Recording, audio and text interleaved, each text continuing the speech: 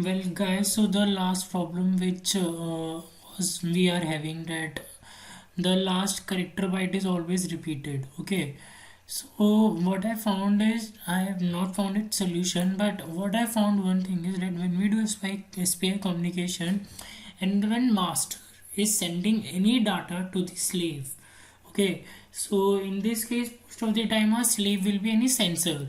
So the characters which are sent by master are known to slave, and slave will receive only those number of characters. So like from here I am sending subscribe get to byte. So this is of 19 characters.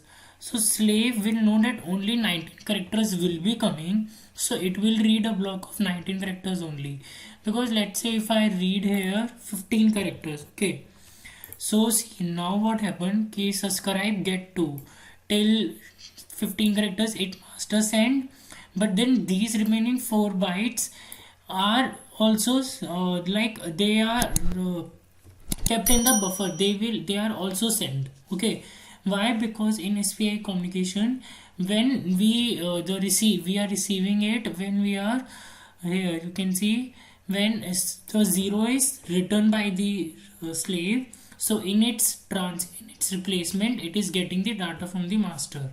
Okay, so these 4 bytes will be written in the next round when I send Kunal Gupta. So from here it will write like byte, and 4 characters will be get lost from here because these 4 characters are pending. So that's why in this SPI communication, the general way of doing it, that we only send the fixed number of characters from the master that is known to the slave. So in Sensi datasheet there is written that how many bytes will it be receiving from master, or what address byte will it be receiving, and only those numbers will be received in the code also. So now like here I am writing 19. Okay, so this is of 19 characters, this is of 11, and then I am sending simple P single byte. Okay, so SPA0 read block character, BH for Kunal Gupta, CH for subscribe get 2 byte, and then I am printing those strings, and then I am receiving a single byte. Okay, so let's test this code.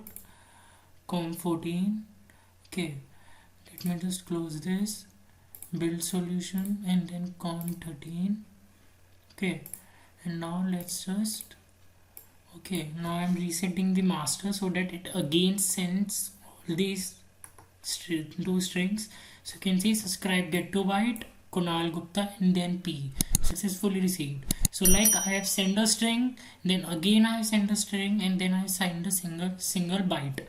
If I refresh it again, and then again you can see, okay, so that's the how.